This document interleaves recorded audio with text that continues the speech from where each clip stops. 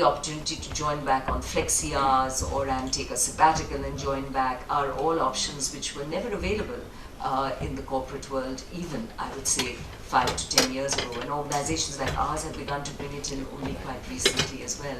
Creches in the office. I was at an event, in fact, a board meeting of Nestle, which was taking place in South Africa last September. And I was quite struck by the fact that one of the senior women in the leadership team of Nestle in South Africa, she was quite phenomenal. She did her presentations to the board, etc. And then she was taking us on a round with the office, including the creche. And she did it with her kid in her hands. Her kid was in the creche. She picked up the kid.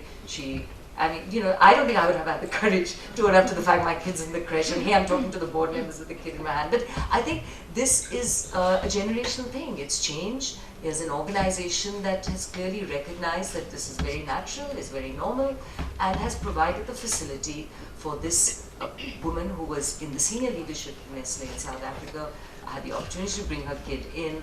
Her husband was coming by to pick up the kid a little later, and that she was quite comfortable in the fact that she was a young mother, she had a kid on the premises, and that she was really good at her job and what she did.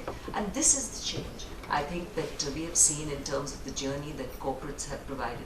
Another reason why you don't see women in leadership positions yet in the numbers we should, but we are beginning to see almost on a yearly basis the number go up. Look at the banks now. In one big slug, we had 6 heads of public sector banks come in, including State Bank of India, as women. And some of it has to do with when women enter the workplace. It was a natural movement up in organizations where seniority counted. Of course, meritocracy was important. These were clearly good performers.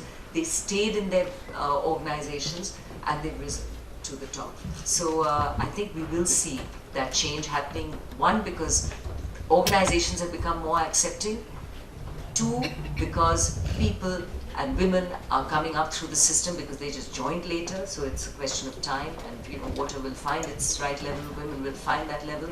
And the third, I would like to believe, is that society around us is changing. And by society, I mean husbands that must be part of the process, children that recognize that their mother's not being home is not being denied something that they want, and of course the extended family. And I think it is a question of time. It's a slow process. It's never as quick as we would want to see, but it is happening.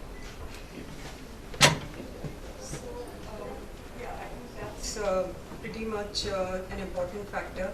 And for most women who are working, I think the work-life balance becomes the key, most critical issue to handle. Because in terms of competence, I don't think that most women also believe who do well, that they don't think that they lack any competence. It's only when they come at that juncture of life that things really start to change. So Manisha, as when I met you and when I was writing the book, I think in actually Corporate Divas, there are lots of those sentences for people who want to read. The book speaks a lot about what, how these people have achieved the success that they have. So what you mentioned is that, in the course of a conversation, you did say that when a woman, particularly in the phase when you have a child and you're going through, that period, if your family, if your husband doesn't support you morally, then you can really break down, and that can be the end of your career. So do you think that Indian women, particularly the ones who have made it and which is very natural to expect that they would have gone through all those rigors of life, it's not possible for anybody who understands, they know that there must be sacrifices involved. So do you think the time has come that women who have achieved, who have set an example, who have put in those sacrifices, need to sort of come out and talk about these moral support in the family that a woman needs, so that what you say today, what Sheryl Sandberg says, I don't think that makes so much of a difference in Indian context. But what a Naina Kidwai says, what Manisha says, what Dipali says, that's going to be the game changer for our society, for our environment. So do you think it is important that women need to give those kind of messages, the successful women, not the messages that we get through the popular magazines about you being power women, about you being featured, and that's nice. I'm not saying that's not nice, because that is also an inspiration. But do you think that when it comes to brass tacks, when it comes to dealing day-to-day life, is it important that, in some sort of mentoring, in some sort of general forums, that message needs to come across? Sure. Thanks So this is fine, right? It's working. So yeah, I think since my mother and mother-in-law are both here, I'm going to have to say very nice things just now. No, Manisha, we would like to acknowledge the presence of your parents here. You did, but they Yeah. But yeah, you know, I think that's, if you ask me what is the single defining reason that I was able to carry on with my career, a lot of it is the way I was brought up, a lot of self-esteem put into you when you were growing up as a girl child. I think I was the favored child of my parents through my growing up. You know, I had the best room, I had the best clothes, and I think I built so much self-esteem through my growing up years that when I went into a work-life environment and there was differentiation, I joined a multinational pretty much like, and I remember Naina used to be then at Morgan Stanley, right? We were pretty much the only women in a very male-dominated white firms, right? So it was seen with a lot of skepticism whether we'll continue with what we are doing, whether we'll get married and go away. I know a lot of my male colleagues would say, so what happens when your terrible mother-in-law comes in? I was engaged to be married. And you know, so those were the mindsets people came with it. You know, your family would come in and they would say, stop working. So, and none of that really happened. I think I was blessed both in terms of where I was born and where I was married into. I married into a family where everyone works. My mom-in-law is one of 8 women, and they're all doctors, and they breed doctors, and they marry lawyers.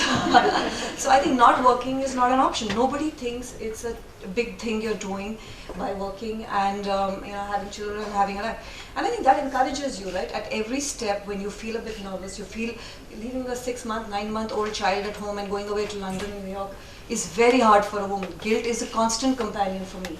You know, and especially in the younger years it was. Now my daughter's 11, so it's not so much. And I think in those times, whether it was my husband, my parents, everyone said, look, don't exaggerate the situation. Everyone has children, everyone's children grow up, go out there and work. I remember last week, my daughter was now 11. I was supposed to go to Paris for a French company whose I'm on the board of, and she started to run a fever. And I came home, and she and my husband looked at me and said, look, Tara has fever. It's not the end of the world. People get fever. As opposed to 98.4, it's 102. Nothing will happen. It'll come down. Just go. And including my daughter. And I think that sort of also comes from the fact that she has lived in an environment where she sees everyone working. So she respects my profession. And I think all of those things, whether it's my husband, my family, made a lot of difference. And you know, that's really something that I talk to all the my female colleagues about. That, you know, choose well, marry well, the younger ones especially, because I think that really defines you as a woman. Because you know, we feel, by nature we feel more guilty, by nature we feel more responsible towards our family, towards our friends, towards the extended society. So if that's the case, and at the same time you want everything, you want your work-life balance, you want to work, then choose well, choose your husband well, choose meet your mother-in-law before you meet your husband. So that's really like being lucky, you know, with a spouse, and which I think Naina also mentioned that was very nice. Sweetly, I asked her when I met her that what if there is a lot of conflict with your spouse? Can you still work? So the answer I got is that first thing you have to do is that you need to have the right spouse, which is so very right. And so what I want to ask Dipali is that do you think the Indian society is very critical of working women? Because so to say, you come from an environment which is said to be very, very conservative Marwari society. So what's your experience? You know, honestly,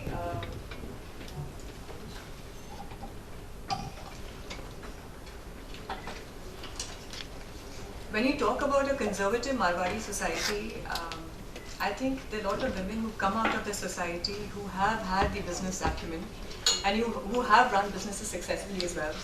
And I think I will start with an example with my mother. You know, my mother is from Jaipur, but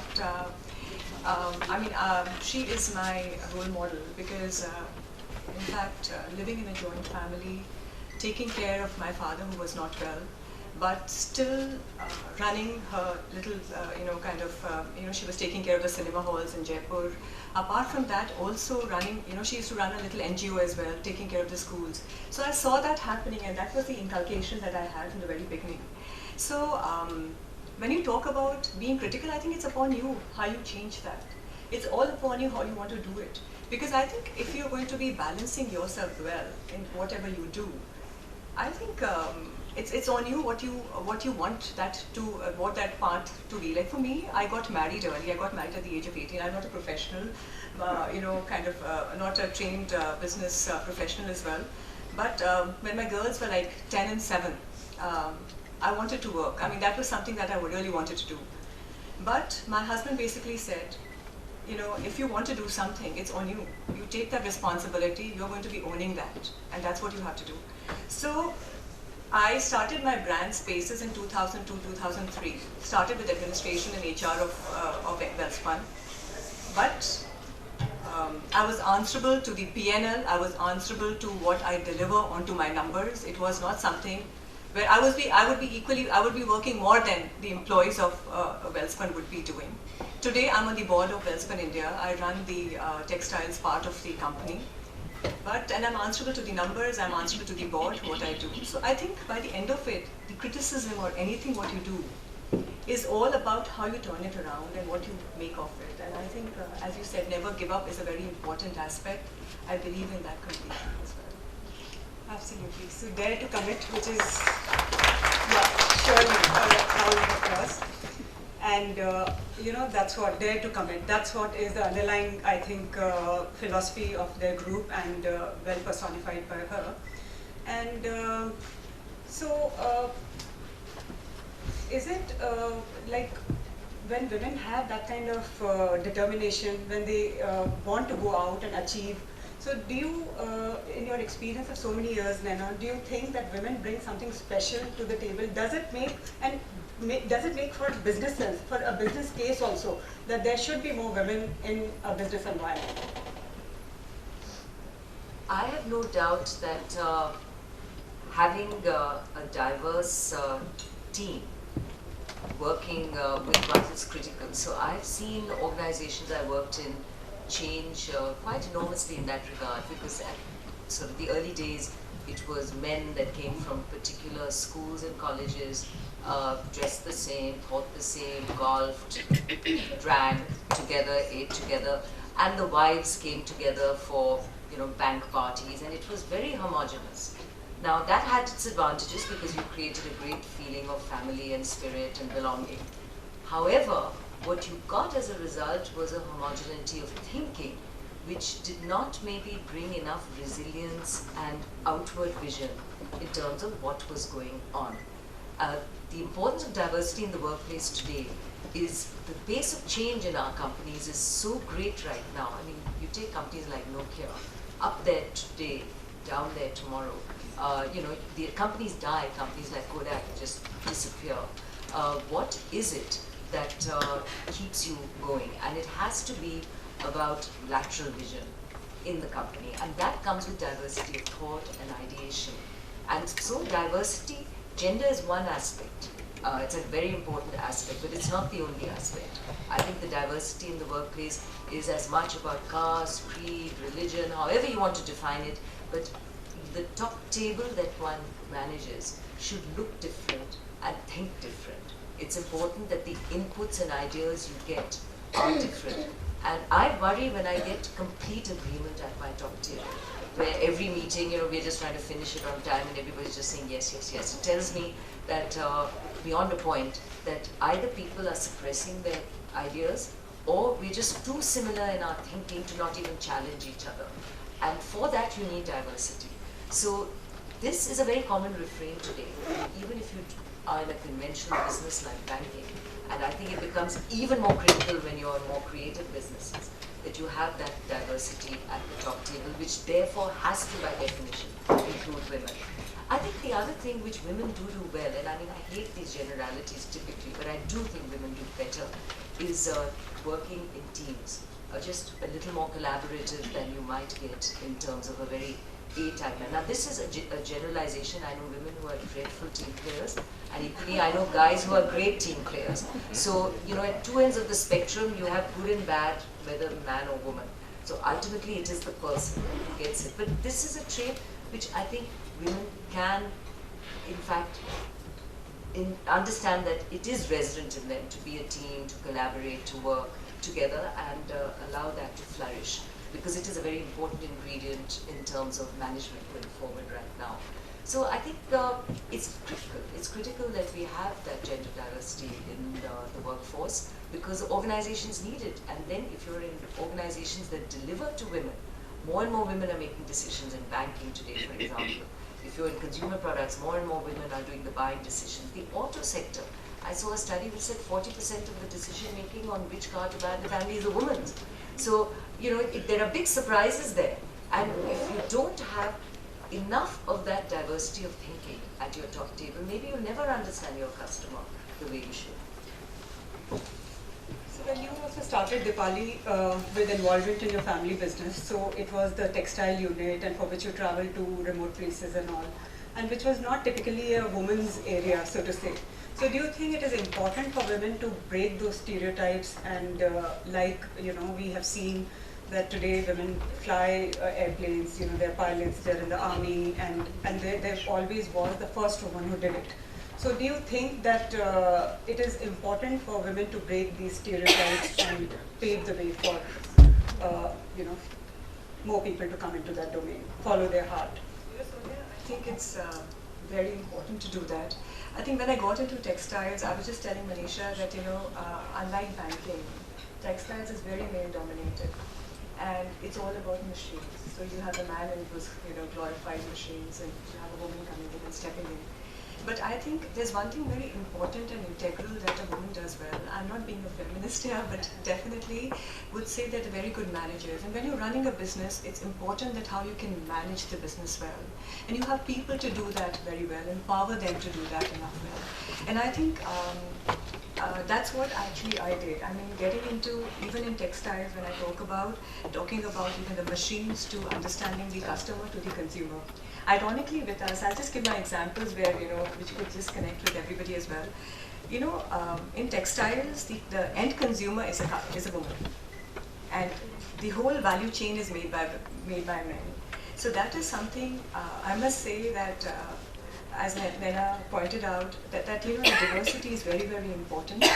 I brought that kind of sensitivity to the business, where it was all about IQ and machines and hardware, where that emotional quotient came in. Today, when I talk about Wellspun and textiles, I must say that Wellspun Global Brands has been recognized as a women's enterprise globally, as we hold around 51% is held by a woman. And that is the advantage, I'm quoting this, that is the advantage a lot of international retailers and institutions recognize as, like Walmart. They've committed around $20 billion to these kind of businesses which are held by women itself alone. So I think that is the kind of diversity, the sensitivity to the product, because we're talking about towels, sheets.